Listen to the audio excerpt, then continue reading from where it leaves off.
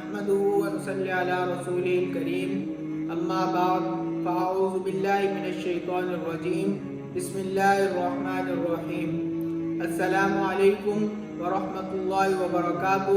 معزز سامعین، آج کی اس ویڈیو میں جدید دلکش واقعات میں سے ایک واقعہ پیش کرتے ہیں، حکم خدا کی عظمت۔ ایک بزرگ فرماتے تھے، اللہ رب العزت نے میرے دل میں یہ بات الہام فرمائی کہ میرے بندوں سے کہہ دو جب یہ گناہ کرنا چاہتے ہیں تو ان تمام دروازوں کو میں بند کر دیتا ہوں جس سے مخلوق دیکھتی ہے، اور اس دروازے کو بند نہیں کرتا جس سے میں پروردگار دیکھتا ہوں۔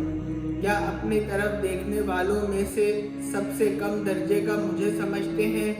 ہم سوچے تو صحیح کہ ہم اللہ رب العزت کے حکم کو توڑ رہے ہوتے ہیں۔ صدق اللہ العظیم۔